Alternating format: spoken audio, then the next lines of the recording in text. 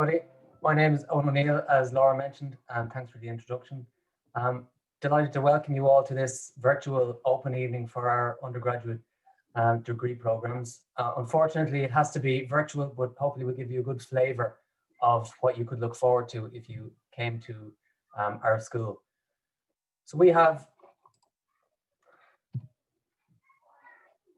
can I go?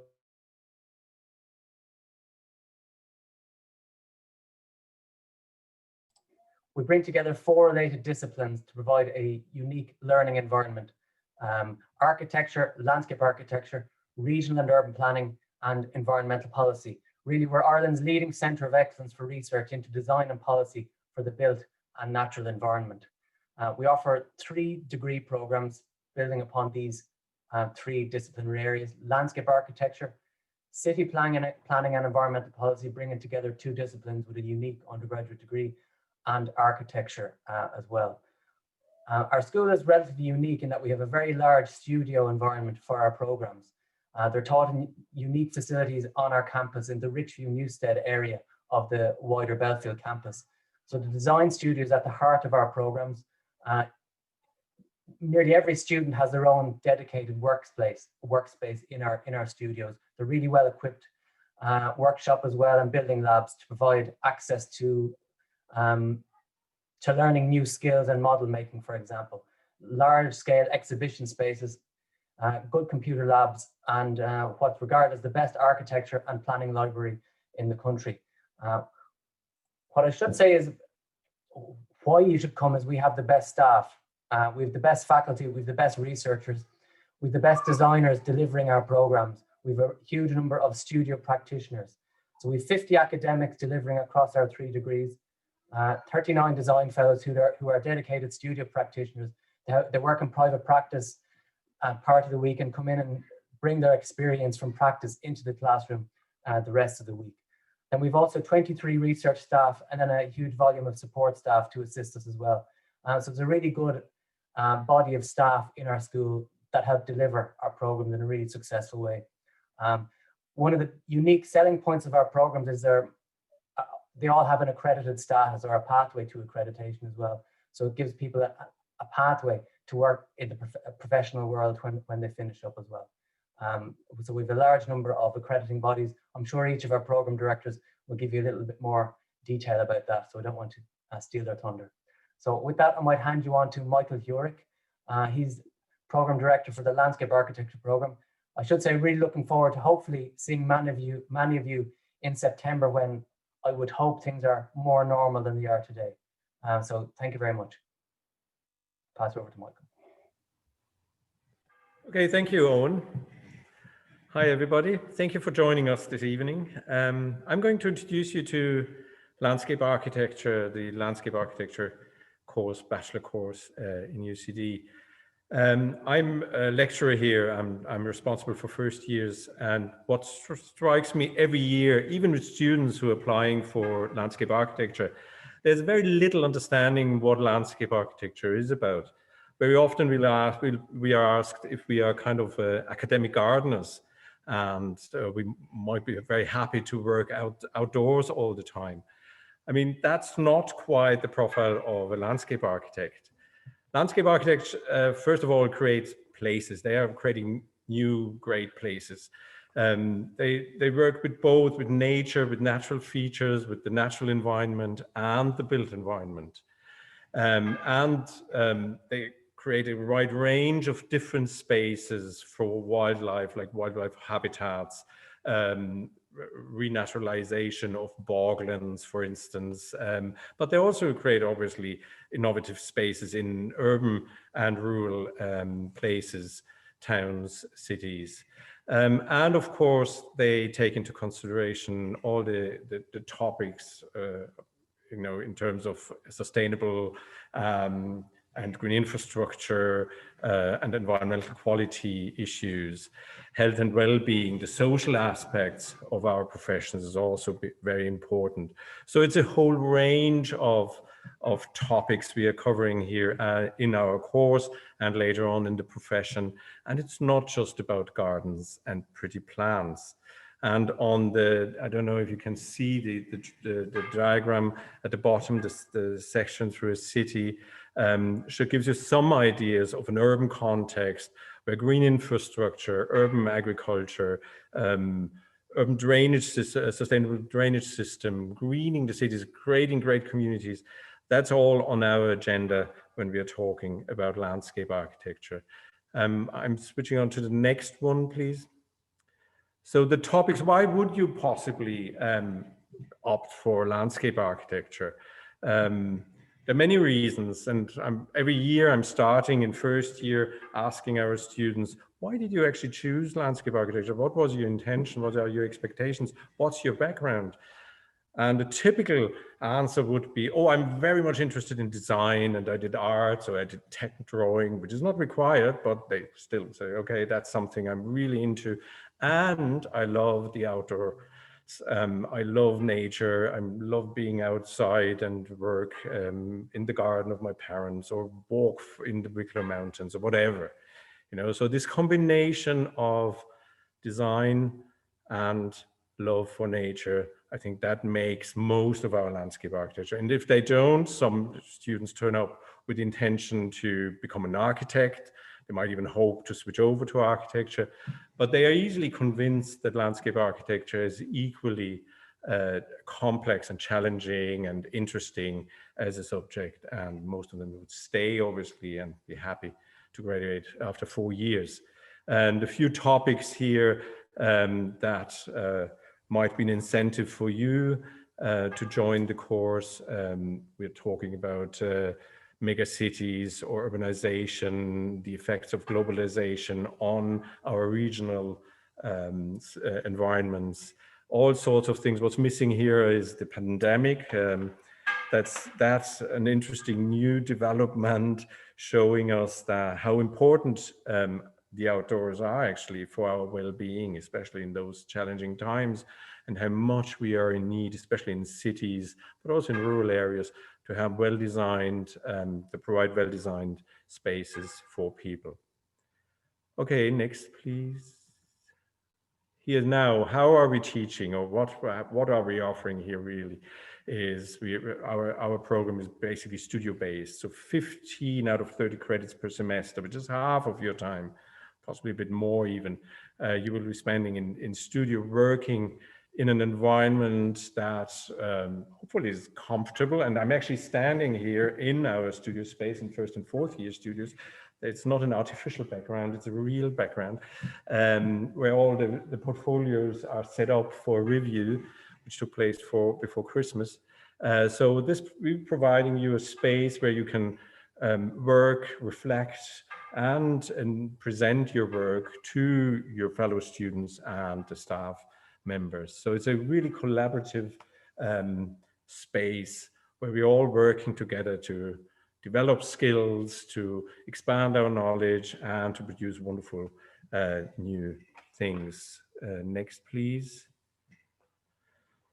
And you can see in the background, that's not a typical photograph from last semester, obviously. That was last year, where tutors are demonstrating, instructing, giving lectures, briefing, but also the space for tutorials is here in our studio. So that's the contact zone of staff and students. But not only, obviously, also students are learning from other students. So it's all vice versa. So yeah, I might just turn around a bit while Laura is clicking on the next slide. So just to give you a flavor of how our studio looks like. And of course, that's more a realistic image of social distancing, two students still collaborating at a distance of 3 meters. So it's space, individual space for time and reflection. Students are exchanging their ideas, their concepts, they're helping one another. So first and fourth years are sharing this space, and through the door, they're the second and third years.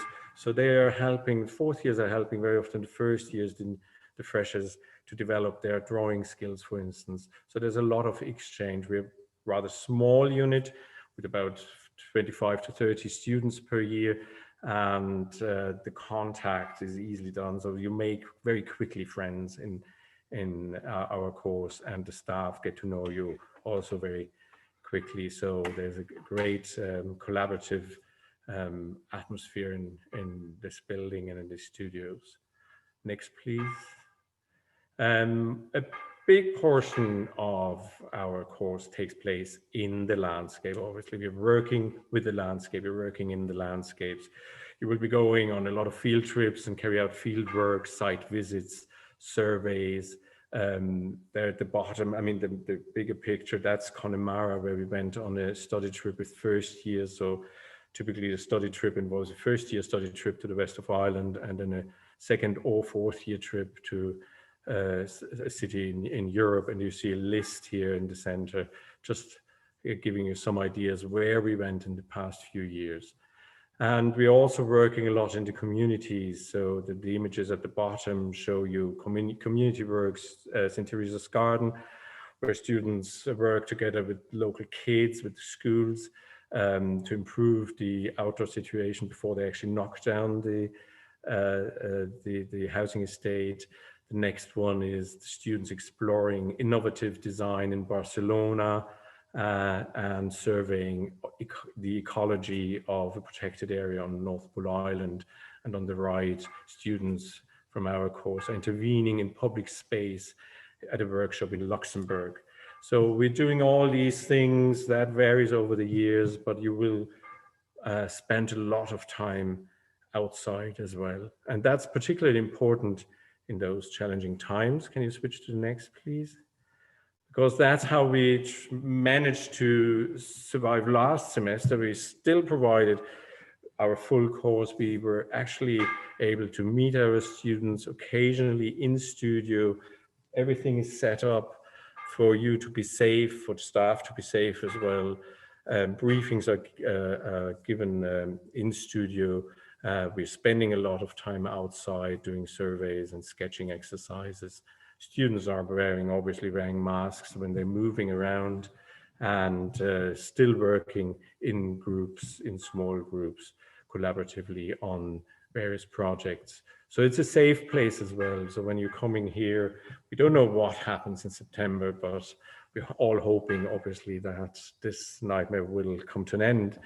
But it's still a safe place, and we know how to adapt to new situations anyway. Okay, next, and I think that's the last one. Maybe in terms of your future, I mean, career perspectives are really, prospects are really good. They were good before the pandemic started. Students were picked right from our end of year show in May, and we got offered jobs in the profession.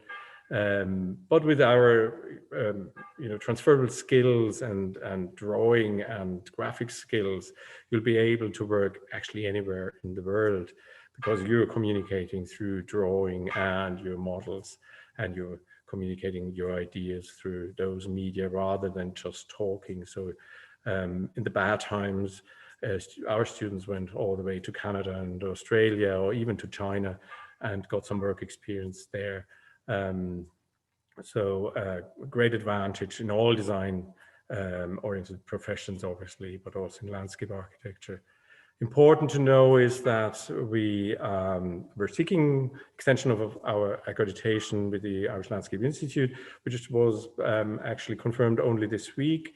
This brings also the international recognition by the International Federation of Landscape Architects, which also has been confirmed, and we're currently seeking the accreditation by the British Landscape Institute as well, which got delayed due to Brexit, but that's still in the books, and we're trying to keep up there with our colleagues in architecture. So now I think that's all from me. There will be a Q&A session later. I'm passing on now to Declan Redmond, my colleague in planning. He's Associate Professor of Housing and Planning, and he's going to introduce you to the undergraduate program, City Planning and Environmental Policy. Thank you. Thanks, Michael. Welcome, everybody. Glad to be talking to you all tonight. I'm just going to share a few slides on our City Planning and Environmental Policy degree. It's a 3-year degree. but you can also link it to a 1-year master's for full accreditation, and I'll explain that in a minute.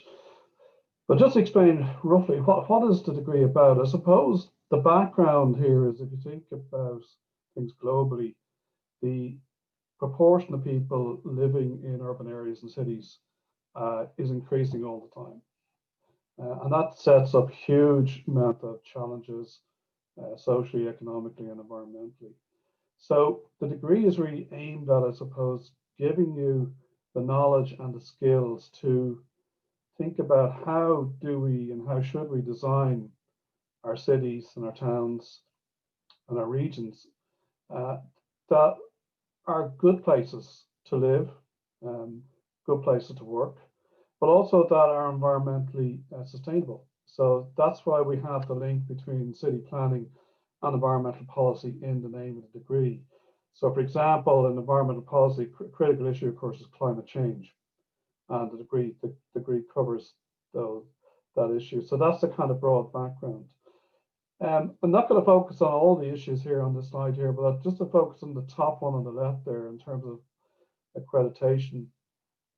If you want to become a professional city planner, you essentially have to have a degree which is accredited by the professional institutes, right?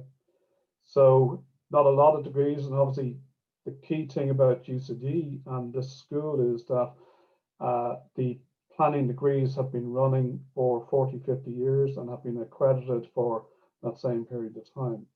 So this undergraduate degree is accredited by the UK Institute, the Royal Town Planning Institute, and it's also accredited by the Irish Planning Institute. So if you ever want to, you can do this degree on its own for its own sake, but if you really want to become a planner, it's critical, and the accreditation is absolutely critical. Now with Brexit, in the sense that doesn't matter too much, the Royal Town Planning Institute, we're still being accredited and will be accredited by the Royal Town Planning Institute. And that accreditation is recognized across the world. So it's a very useful accreditation to have. So that's really the big thing I want to highlight there. The other things really are that, you know, as Michael said, and Owen, we have the leading researchers across all the disciplines, and the same goes for city planning. And it's not just doing academic research, which of course is important to us. We also do a lot of research which helps government policy. So we try to do research that is practical and useful to government agencies, etc. So if we move on to the next slide there. This just gives you a kind of an overview of the kind of modules, course that you would study within this degree. And maybe just to focus on the overall structure here. The undergraduate degree, just to be clear, is the 3-year degree. So you can see year 1 and then years 2 and 3 there.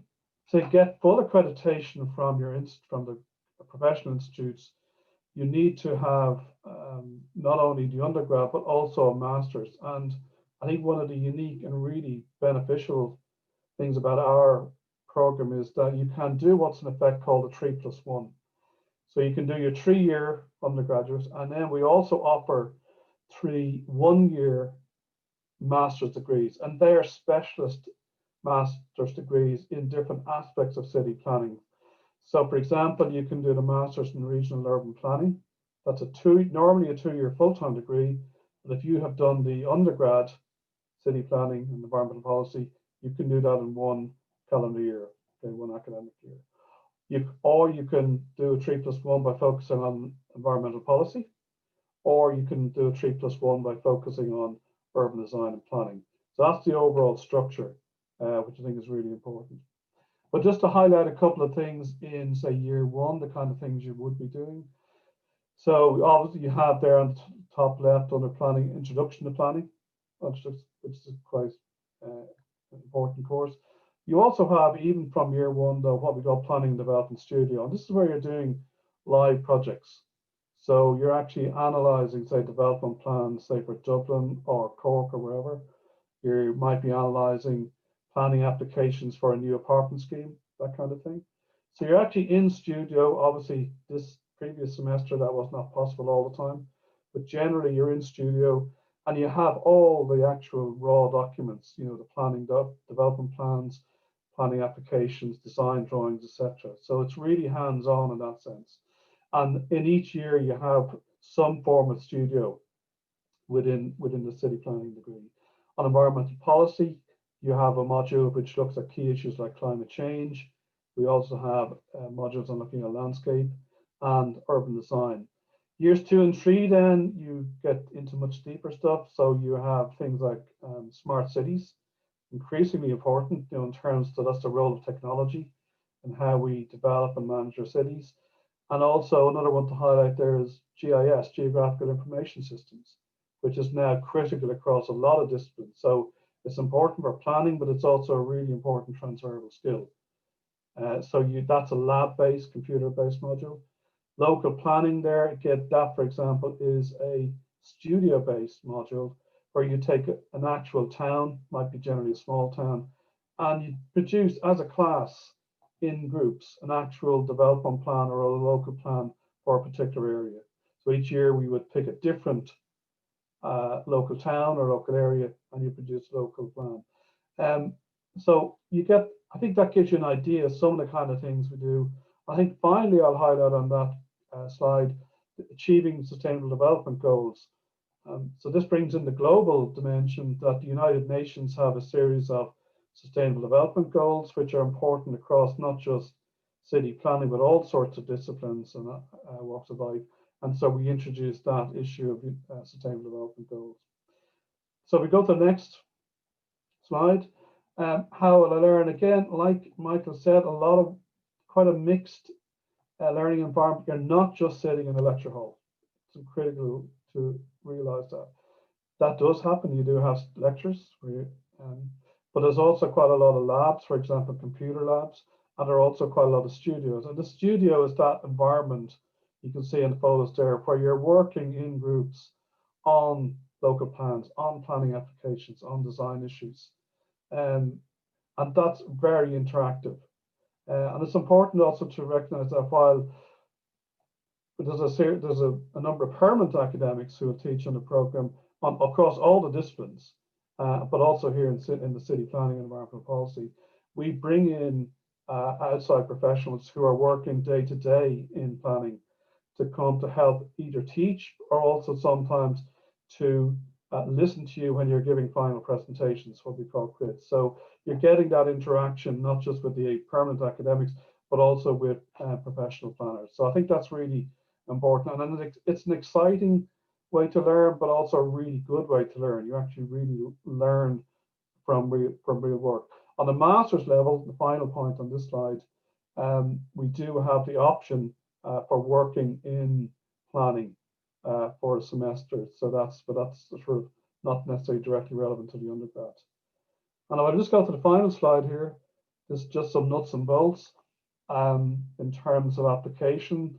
So these are the minimum points levels that were required for this degree. So in 2019 it was 367, and in 2020 it was 390. So it's a very solid demand for it, and typically we take about 25 to 30 students in year one who then stay obviously for the remaining years, and they are the standard subjects that you need: English, Irish, Maths, and 3 other recognized subjects.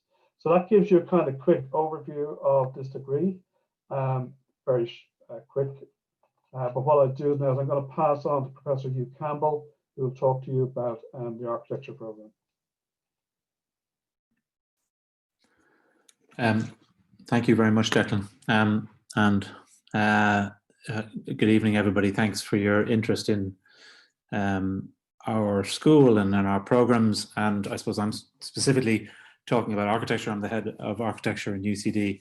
And I was actually going to try and take a slightly different tack, which was to try and show you a little bit of the kind of things that you would do, because typically, I suppose, at this time, for this open day, the idea is to try to give you a feeling of the place where you would be studying, where you'd be working, and also a little bit of a flavor of the kind of work you might be doing. That's, of course, what's great about having students with us here this evening, is that they'll give you hopefully some insight into what the courses are actually like, what it's like to to study architecture. But just because I've just been looking at some of our first year's work from this year, I thought it'd be quite nice to just kind of roam around and have a little look at some of that while talking to you about the sort of salient characteristics of the course. A lot of the work, of course, inevitably this year, although as Owen and others have mentioned, the studio is really, really important to us, and our students were in studio as much as they could be, have been for the year so far. We were a little bit, we had to work slightly differently. We did a lot of our work online. We used sort of a lot of programs like Miro, which you're seeing here, which allowed students to kind of put their work together on boards and kind of show the development of their work week on week. But just to kind of give you an idea of the kind of projects that they're working on. In fact, what you're seeing here and one of these models made is the campus in Richview where we're based. And what we asked our students to do, given the circumstance we're in, is to think about how you could adapt the spaces of the campus itself to allow for kind of work and teaching to happen, particularly in the outdoor spaces, you know, given the conditions that we're in and given how COVID spreads and so on. And what I'm just ranging across here is the sort of typical range of drawings and models that students started to produce over the course of that semester. So just to, as I'm doing that, maybe to explain that the architecture course is typically, architecture education takes 5 years full time, and then after that you can move into practice, and following a couple of years of practice you do a professional diploma, which is a smaller course which you do while you're working to become fully accredited as an architect. In UCD, our programs are accredited by the Irish accrediting body, the RAI, but also by the RIBA, the British accrediting body, and by the NAAB, which is the American accrediting body. So that means that our graduates are geared up, are positioned well to work across the EU through the Irish qualification, but also internationally through the RIBA, which is a lot of international recognition, and of course through the American accreditation, which is something we've acquired in 2017. And it's very rare, in fact, that a school would have those 3 accreditations. What that points to, I think, is the international, I suppose, character of the discipline of architecture, that you can really practice architecture and engage in working in architecture anywhere in the world, irrespective of what culture you come from, what your language is, what your training is, and so forth. But also that your experience in understanding and learning architecture will also be very international. A lot of our students, something over 70% of our students, will spend a semester abroad through Erasmus or another exchange program. And we have a lot of incoming students as well through those programs, and indeed international students coming into our programs. So the feeling always is of a kind of mix of cultures, a mix of perspectives, and a mix of experiences that build your capacity in the discipline. The other thing to note about our program, of course, is that it has a kind of high level of international recognition and renown. A lot of the most recognized names in Irish architecture, O'Donnell and Toomey, Grafton Architects, Neil McLaughlin, many others are UCD graduates, and UCD has a very high reputation, I think it's safe to say, internationally, which is allied with, of course, the kind of excellence in research that's been referred to by others. The core, really, of the way that we teach architecture, and what I was trying to show with these images, is it's a sort of learning by doing. And architecture is really about coming up with creative solutions to given problems. So it's a kind of concerted creative activity, which is going to involve you in coming up with ideas and then using the tools of the drawing, the model, whether they're digital or physical, to try to develop that idea and then convey it to others. So if I'm just going to switch out to another set of images that might give you a better sense of that, just for the final minute or so of my presentation. So that you can see that this is just a sort of sequence of images of the kind of work that students start to make quite really from the outset. So what we're doing is giving you the skills, teaching you how to make models, how to make drawings, teaching you about scale, teaching you about 3 dimensions, and at the same time asking you to undertake a creative project. So right from the outset, you're making proposals. You're having ideas and trying to render them through the medium of making a model or making a drawing, making something 3D on a computer, building something at large scale. A lot of the time you're going to be working with your colleagues, you're working in small groups, you're learning a lot actually from your peers alongside you in the studio. And important to say as well that it doesn't matter whether you're coming into this course already having done technical graphics, already having done art or not, because we teach the skills that are needed. And it's that appetite, I think, for creative thinking, for the idea that you might have a proposal that could offer a solution to some need in the built environment that is most key, I think, to whether the architecture program suits you. And what's interesting as well is that, of course, every student comes up with a different response. Every student has a different set of interests. Every student has a different set of, a different, if you like, emphasis in terms of what they think architecture is about, because architecture has a sort of an aesthetic aspect. It has structural aspects, that sort of scientific aspects in terms of materials and how they're used. It has environmental aspects. It has social aspects, political aspects, economic aspects. So any of those facets, any of those aspects can inform a piece of design or an approach to design. So there's no one way. I think one of the questions is there a standard way in which we have to design? The answer to that is no. There's no limit really. But what you do need to do is to develop your idea and develop your design and make it, if you like, it has to stand up. It has to keep the weather out. It has to accommodate the functions it needs to accommodate. It has to function properly, etc. So there are always the kind of parameters and restrictions that you're working within, but within those parameters and restrictions, there's as many possible solutions, as I say, as there are students in a class.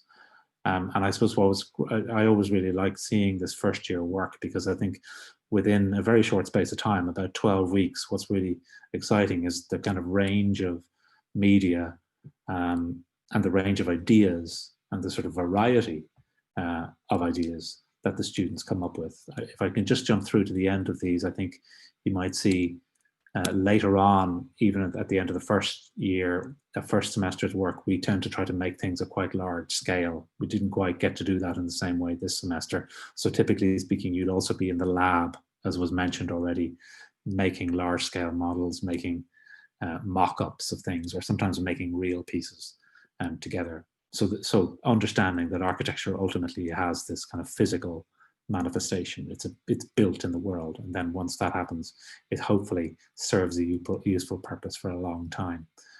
So even though architecture can have this kind of very, let's say, simple beginnings in a sketch or a little model, ultimately it's something that gets built and changes the world in some small way. I'll stop at that point, I think. And I'll hand you back now to Laura, so that we can, I think, move into the student Q&A section.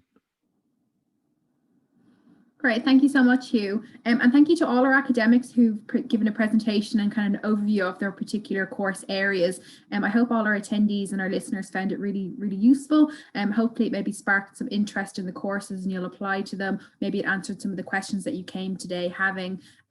So thank you to all those for participating in that. I'm going to share a short video with you now, just to hopefully give you an idea of the spaces and facilities available to students of these particular courses. And then we'll start our Q&A afterwards. So just bear with me as I share my screen.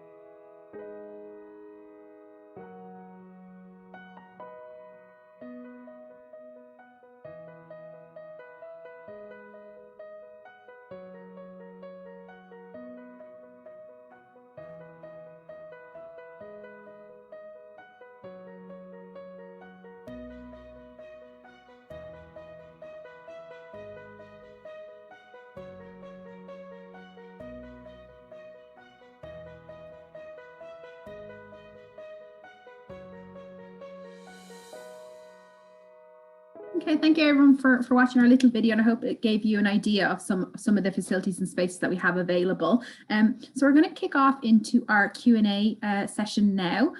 So I'm going to welcome our students. So first we have Evan, who is a second year city planning and environmental policy student. We also have Lilu, who is a fourth year architecture student, and Lorraine, who is actually doing her master's in landscape studies, but did study with us for the landscape architecture degree as well. And then we'll also have Erin O'Malley, who's from our college office, and she can answer some of your questions, maybe more administrative or more application based. She has great insight into those and is the program manager within the School of Architecture, Planning and Environmental Policy. And then my colleague Katie, who you may have seen is answering some of the questions in the chat. She is also available and will be putting any relevant links and things like that in the chat as well. So as I said at the start, there's a Q&A button located at the control panel at the bottom of your screen. I see some of you have found it already, so if you could put your questions in there, it does make it a bit easier for us to answer than if you put them in the chat, which Katie has been answering. So I think we'll get started. Let me just have a look at some of the questions that we have. Let's see. So I think the first one up, Erin has said she'd be open to answering that particular one. And is there any other routes into architecture other than the points CAO system? Yeah, thanks, Laura. So I think that's come up quite a lot down through the course. There isn't, unfortunately. So the Leaving Cert points for a student coming out of Leaving Cert, it is direct entry into UCD architecture, or if people really are concerned about getting the points, I'd say look at other courses. We do have an option for students to apply to transfer into year 2 of our program if they've done the first year equivalent elsewhere, but there are restrictions on that, and it is in quite limited circumstances as well. So I suppose really, if you're really eager to do architecture, I think look at other courses as well as UCD if you're very concerned about the points. Okay, that's great.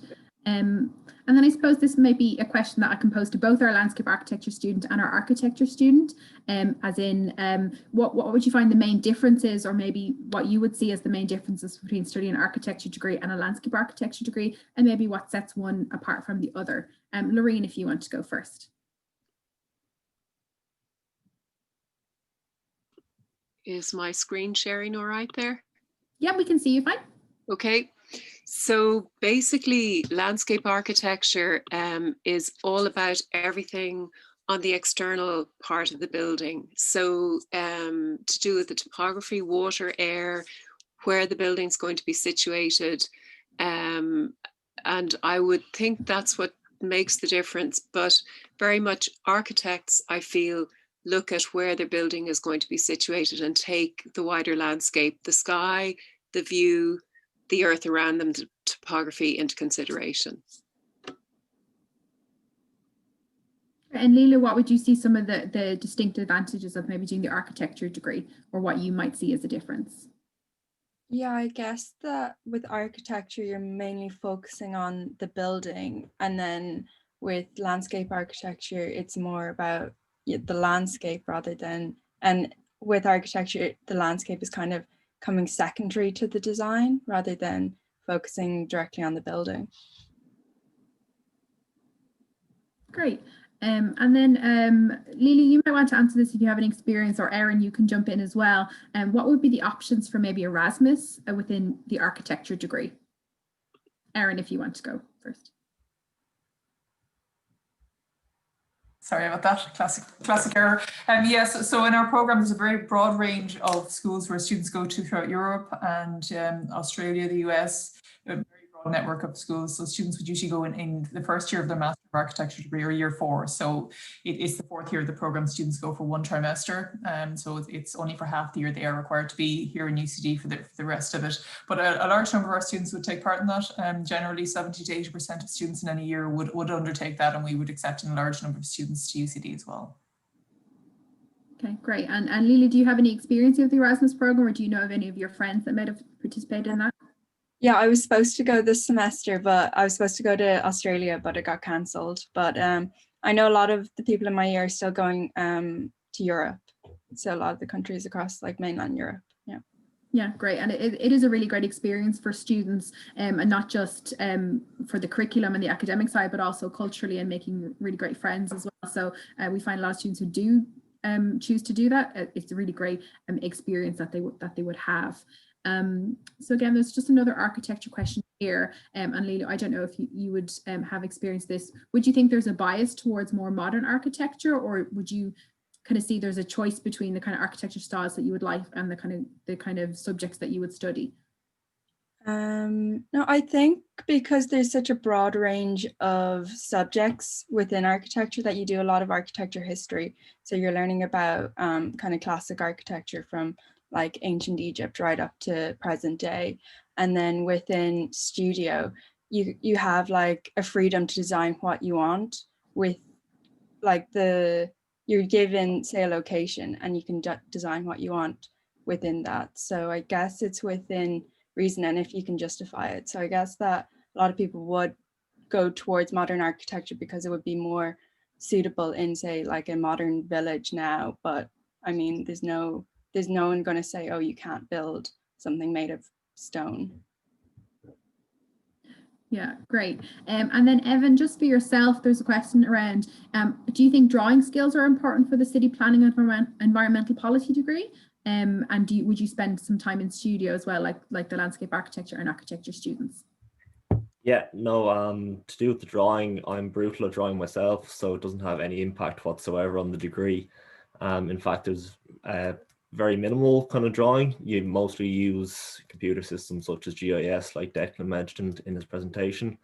And yeah, I've plenty of experience in the studio as well. It's really interesting exploring kind of the different planning processes and researching local area plans. Just to go back on one of Declan's points, he was talking about the planning and development studio. I did that module last year and I focused on a development plan in Meath. So yeah, we did all that. Great. And then Evan, just to stick with yourself, there was another question for the city planning degree. It was just someone who maybe was worried that the course was very specific in terms of career. Do you find that, you know, there's a good level of skills that you would pick up in the particular course, good option to select different modules based on your interest? And do you feel that your career opportunities are limited by doing the city planning degree? No, I feel pretty much the opposite. I feel like there's plenty of different career opportunities, different career paths. That's reflected in the 3 different masters as well. I have friends that graduated last year, one of them studying environmental policy in Cambridge with the looks of getting into kind of environmental law. And then I have other friends that are studying city planning with an interest in going into the council or the civil service. So there's plenty of different career paths, and it's actually not very restrictive at all. In fact, it creates loads of opportunities. Great, thanks, Evan. And Lorraine, just for yourself, it was specifically around landscape architecture, but I suppose it applies to the other courses as well. What would you think is a useful piece of advice or some insight you can give to students who are maybe thinking of putting landscape architecture down on the CAO? Well, I think landscape architecture, like Michael Hurek was saying, is really relevant to the world we're living in today.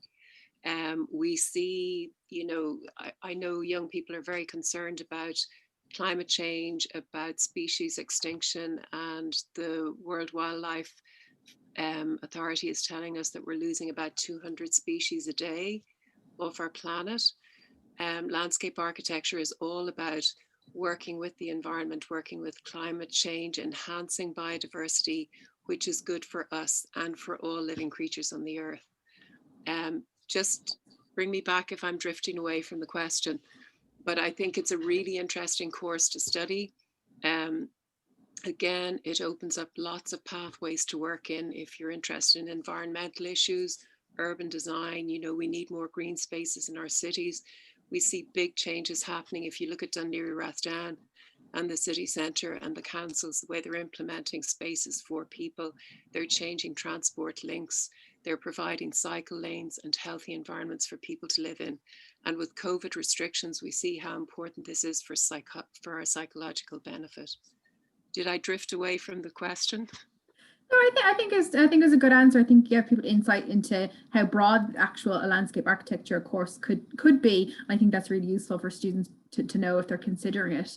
I suppose this is a question for everyone, but maybe more so for architecture, because I know it's one we get asked a lot, is how do you manage the coursework, and is there is it hard to manage your time, and is there a lot of time spent in studio? Lulu, if you want to answer that one. Yeah, I guess it's kind of like any course you do in university that there is a big workload, but I mean, it's not, it kind of like progresses up through the years. So in first year, you do have a bit of time to socialize, and then as you go up, there's less and less, but yeah, it is manageable. Great.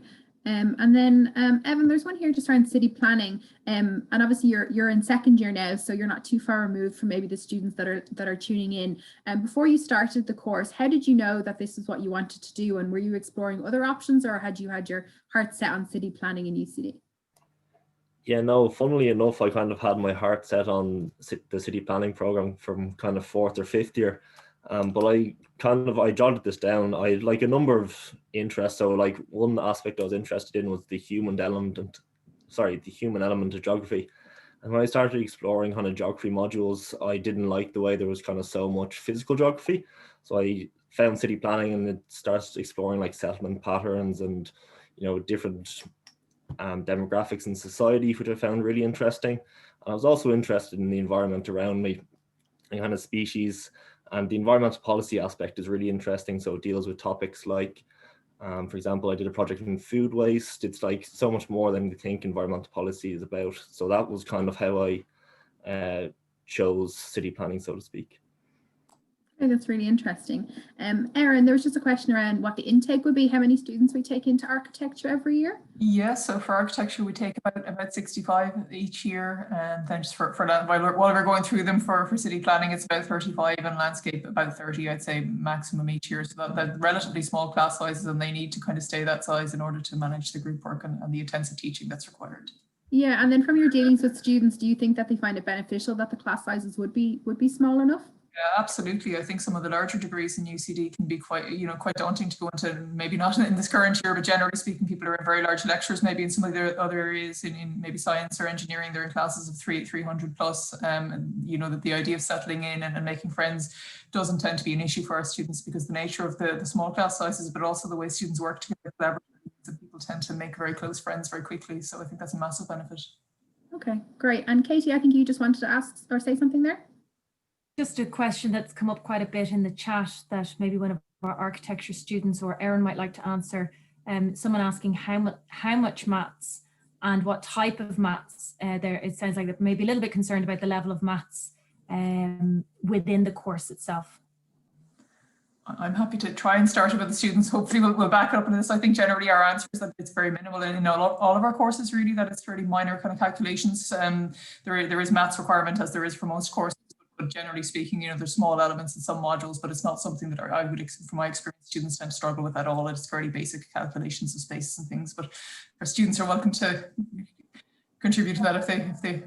Yeah, I did honours maths for Leaving Cert, and it's like nowhere near that. Like you definitely be well okay with doing past math, like on that kind of level. So yeah.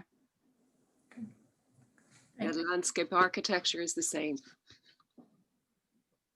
Katie, you were seeing another question in the chat? Yeah, just one that's come up a few times as well. Again, around architecture, someone just asking why did the student choose UCD over, other architecture schools? And I think it'd be really interesting to get the students' perspective on that, if you don't mind. Yeah, I think most of the other colleges you need a portfolio, and during Leaving Cert, I just did not have time to be thinking about getting a portfolio. So I didn't even apply to DIT or UL. And then I think just because UCD is so central, like I'm from Galway, so I could just to get the bus up. So it was like kind of an obvious choice to pick UCD. Great, thanks, Lilo. And Katie, were you seeing any other recurring questions in the chat just while we have you there? Someone else just asking about other careers across the 3 disciplines, and I suppose what is the obvious career as opposed to just being an architect or just going into landscape architecture, just what other careers they feel they might have doors open to? Sure. Yeah, well, I'm still kind of like on the fence if I actually want to do be an architect, but I'm really interested in conservation, and I kind of want to get into maybe like heritage management or something like that. Great. And then Lorraine, yourself, do you find that you kind of have a direct career path that you're hoping to do, or do you find that people branch out from being a strict landscape architect when they're finished? I think there are lots of different career paths, and yeah, people do branch out. I'm studying a Master's of Architecture Landscape Science. So basically I'm really interested in conservation, in biodiversity, in all the directives that are coming from Europe, and the law around how we protect and enhance this world, basically, with climate change. So that's my path. A lot of my friends have gone into offices to work in landscape architecture, and they're very much working on urban spaces to benefit society. There are areas in research. Architects and landscape architects work together a lot. There's more collaboration helping in that, developing in that area, and there are lots of openings to do with planning and environmental law. Okay, great. And then Evan, I know you're only in second year, but do you have an idea of maybe what you want to do career-wise? No, I've been researching it in depth as of late, but there's just so many options I can't really narrow it down. I kind of have a specific interest in kind of going into private consultancy, maybe with regards to either planning or environmental policy.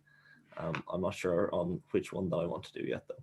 Oh, well, you're lucky you have a little bit more time to make that decision as well, so that's good. Erin, there was just a question here, I suppose, around the dropout rate. I don't know if you'd know that, but maybe you could speak to some of the supports available to students as well who may be struggling when they come into us. And then also that person was just asking about the male-female split, I assume, in architecture. Yeah, so in architecture, percentage-wise, but very small, I would say around sort of 5% each year. You know, there's kind of perception of them being very tough courses that students don't stick with. I would say the biggest issue is that many students have got into a course that isn't what they anticipated it being, rather than students not being able to cope with the academic content of it. First couple of weeks in mostly, I would say, in architecture and landscape, students discover maybe the studio piece isn't exactly what they thought, but that's a very small number. So we wouldn't have a big dropout rate. The number of students who just can't cope with the academic content is very small. One question that came up there a few times, and I might address it under this, is people asking about going to landscape architecture with a view to transferring to architecture. And I think that's something that, not more in recent years, I think people have become more focused on. The students coming to landscape have been really genuinely interested in it, but some students in the past would have come to landscape really hoping they would really, what they wanted to do was architecture, and that can be an issue because there isn't transfer across their separate degrees, and there is related content around design, but they're not that connected. So really, I'd suggest to people, if they're concerned about that, take the time to really look at the courses you're applying for, try and find out as much as you can to be sure, because usually people leave because it's not what they anticipated it would be, rather than not being able to cope with the content of the course. So across all courses, relatively low dropout rates, I think, compared to some other programs. Okay, that's really good. And then Lila, maybe if you want to answer that second part as far as the male-female split. I know it's a question we always get asked in engineering, maybe less so in architecture, but do you find that there's a good gender balance within your course? Yeah, in my year, I think it was nearly 50-50 male, female. And I think there's a big emphasis now on like acknowledging that. I think like in the past, that architecture was kind of male dominated, and a lot of times now, like even with projects in studio, you'll be doing individual projects, and then specific students will be nominated for, and like a group would work on that project in the next stage. And a lot of times they'll be like, oh, we realize there is like, say, 8 male students being nominated and 1 female. Do we think this is okay? So there is like an acknowledgement in the gender balance. Okay, that's good. And then Erin, I might just ask you this question. I suppose, so I mean, there's different exit routes from our architecture particular. So after 3 or 4 years, are you a qualified architect, or how does the route to fully qualified architect? So a fully qualified architect does need to complete the full 5-year program, and actually at a later point, it is a long road. At a later point, once students, after they've been working for a minimum of 18 months, can come back and do what's called a professional diploma, which is a part-time course. So leaving after 3 or 4 years essentially is either looking to finish out your architecture studies in another institution, or looking at another postgraduate degree that might lead into something related to architecture, but won't be a route into being an architect or an architect. You do have to go through a full 5-year program either with us or elsewhere in order to pursue that route. Okay, great. And then maybe just, I'll throw this to all of our students. It's a question I get asked, you know, they're interested in the particular subjects and modules that you do. Maybe if you could speak to a particular project that you've done as part of your course that you found particularly interesting, Lorraine, if you want to go first. So I suppose I found my thesis fascinating. It was based up on the Boyne, and it was around Brú na Bóinne, and really working with nature and the landscape. And the tutors for the thesis were amazing, a big help to us. So I really looked around environmental issues and what people needed in that space. Does that answer the question all right? Yeah, that's great. Evan, if you want to talk about a project you've done that you've been particularly proud of or interested in? Yeah, I'd probably choose my one from just the semester just gone. It was a local area plan that kind of centered around Milltown. So basically what a local area plan does is it focuses on kind of issues that may be in the area, and it focuses on implementing solutions to solve the issues that you've identified. So I did one of them. I did a local area plan on Milltown last semester, which was quite interesting. Okay, great. And then Leo, yourself? Yeah, I guess it's not a studio project, but last semester we did a research project. It was on archive film in Dublin, and I did my project on social housing in Dublin in the 1930s, which I found really interesting about kind of how social housing developed. Great, they all sound really, really interesting. And then there's just one or two, I suppose, questions typed in, just I don't think we mentioned in the presentations, around the points for architecture this year. So in 2020, the points for architecture were 510 points, and that's up from 473 in 2019. So there's a little bit of a kind of jump there. It may be put down to the predictive grades that came in this year, so there's a little bit of an anomaly. But yeah, this year was 510 and 2019 was 473. And again, we just don't know what they'll do in the coming year. But just to be guaranteeing you're within a shot, I'd be looking towards above the 500 mark, because we are seeing it is increasing in popularity every year. And then maybe we just speak to maybe what a typical day looks like for our students, and maybe if you want to speak to possibly pre-COVID time, just to give a sense, because hopefully students coming into us, they'll be back to more in-person teaching. So Evan, if you want to start maybe what a typical day might look like for you as a city planning student. Yeah, so in first year, the workload would be kind of relatively light. It would normally consist of like 1 or 2 lectures per day. And then you'd have time to, grab a coffee with your fellow students or kind of socialize around it. It's kind of a 50-50 split between studios and lectures as well. Maybe a few more lectures and there would be studio. But there's lots of work to go on in the meantime. So like lecturers would expect you to work on your assignments outside of class time as well. So yeah, that's pretty much what a normal day looks like. Yeah. And Lorraine, yourself? So in landscape architecture, you can see we've lovely studios, and as Michael said, 50% of your time is basically spent in studio. You have group and individual projects, so you really get to know each other in first year. You have lovely field trips to rural settings and to urban settings. And Michael said to us when we were beginning, if you take on this course, you will never look at your surroundings in the same way again. You look up, you look down, you understand what's underneath the ground, and you look around 360. So it's about team building, working together, learning about the environment. There's plenty of time to go for a lovely coffee, go for lunch. A lot of us use the sports facilities, and then it's very multidisciplinary. So you head across campus to Newman House. You have lectures in archaeology. You're in the science departments. You're in the ag science. So you're exploring the whole of the campus and involved in lots of different things and getting to know different departments. And then Lilo, maybe what a typical day looks like for an architecture student. Yeah, so it's kind of similar that half of it would be studio timetabled, and then the other half would be your different modules like structural engineering or history or technology or something like that. And then it's Monday, Tuesday, Wednesday, and Friday. And then the whole school is off on Thursday. So that's kind of a day where you can go into studio. So everyone has their own individual desk. So you can go into studio and get your work done for your tutorial on Friday. And then during the timetable studio, it's kind of like the tutors will come around to talk to you individually. So outside of that, you'd be just working on your own, or kind of like we'll all like as a friend group we'll go for lunch together, or we'll take some time to go for a walk or whatever, and then come back into studio and do work. Yeah. Okay, great. And then Katie, you have a question, or you seen some in the chat?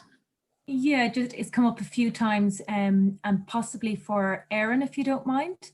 A lot of people asking, could they do their bachelor's, either the 3-year BSc or the 4-year BArch, and potentially do their master's in a different university? Yes, so I suppose that does happen. We also accept students into our program who've completed their first year, those are the first 3 years usually, or sometimes 4 elsewhere. So yes, students can opt to do that. I suppose really it's about, you know, sometimes students look at a school that has a particular focus in design or something and feel that that's more aligned with their own interests, and students may choose to do that. If they're from outside of Ireland originally, they may choose to go back to where they're from. So yes, definitely. And the fact that our programs are so well accredited and recognised internationally means that usually if students do choose to go elsewhere, they don't have an issue with that. But obviously for us, we would hope that they, if it is the right school for them, that we're hoping they will stay with us for the full 5 years. And just also another question on architecture, perhaps for Lilu. People wondering, how are they assessed in terms of, I suppose, for their GPA each year? Yeah, so half the weight, I guess, is from studio, and then the other, so each semester would be like 15 credits for studio, and then 3-5 credits from like structural engineering, history, and say technology. And then within studio, it's normally continuous assessment. So in first year, it's maybe grouped into like 2 to 3 weeks, and every 2 to 3 weeks you have a new project. And then at the end of the semester, you put all your work into a portfolio, and then tutors will grade your portfolio. And then with your other modules, it'll be kind of graded like any other subject, where you'd have a sit-down exam at the end of the semester, or maybe like an essay that would be graded that way. Okay, so it's quite a combination of different methods in terms of assessment then. Yeah. Excellent. Just one other question that's come up a bit, again for architecture. People just wondering, how could they gain work experience after they graduate as an architect? And I think it might be worth pointing out that I just know, and Erin and Lilu, you'll probably be aware as well, not even just after. I know a lot of our students also use the summer to gain a little bit of experience through relationships that they've built up while studying in UCD. So you might want to talk a little bit about that if you don't mind. I don't want Lilu may want to add something as well, but I might just mention the tutors in studio are all working in their own practices. So often students, if there's work going out in practices, people may, you know, through those relationships and that network, find work as well. But students travel internationally as well, and do, you know, work in offices all around the world as well, obviously during summer and particularly during a year out they normally take during their studies. And most students would take a year out either after 3rd year or 4th year to gain some practical experience. And, you know, they would generally find it quite easy to find work in a normal set of circumstances. It depends on the economy as well. And you know, depending on the particular year, generally our students would be very employable. Lilu, you might want to say a bit more about that. Yeah, the same, like all the tutors are practicing architects. So a lot of my friends have gotten jobs with their tutors, or their tutors will refer them on to one of their friends. Or else there's so many architecture firms in Dublin and in Ireland, and a lot of people, you just like put together your portfolio and you just send an email being like, are you looking for an intern for the summer or for my year out? And they'll get back to you, yes or no. Great. Katie, was there any other questions in the chat that we missed? There's been an awful lot of questions. I'm conscious we can't get to all of them, but I think I've managed to pick up the most consistent questions. But I know you said you'd share our email addresses, so we can perhaps get to anyone who feels that they haven't had their queries answered tonight. But I know Erin has something. Yes, sorry, just one that came up a lot, I think, in the queries was firstly about portfolios. I think maybe we have already said that, but there is no portfolio requirement for architecture, landscape, or city planning. I know some of the architecture schools around the country do require a portfolio, but as Lilu mentioned, it was one of her reasons for coming to UCD. It's something that we don't require. It is points based, and it is asked a lot. Another question that comes up a lot is about art and technical graphics and those types of subjects, and should students have done them, and will they be at a massive disadvantage if they haven't done them? And I think, again, maybe Lilu would talk about that, but you know, our experience is that any of the required drawing skills are taught when students get here. We don't expect you to have them. They may be of some benefit in the beginning just to help you as you start, but anything you're required to know, you are taught. Lilu, I don't know if you did art or technical graphics. I did technical graphics, but I didn't do art. And I think everyone comes in with their own kind of background of like own set of skills, and that the skills you don't have, you will learn in first year. So you might be better at art, but you haven't done tech graph. So you'll, you know, improve in first year on your technical graphic skills, but it'll happen the other way around, where I had technical graphic skills and I literally couldn't draw. So I learned a lot of that in first year. Okay, that's really great. As Katie says, there is still quite a few questions open that we haven't got to, but I am conscious that we've kind of reached the end and we've run out of time. So I'm going to just share my screen and it'll have myself and Katie's email addresses on it. So please reach out if you want to contact us, or we didn't get to one of your particular questions. Please reach out to us afterwards, and I'm more than happy to answer your email. Or if you think it's necessary, I can arrange a one-to-one call with you as well if you think it's more beneficial to answer your questions that way.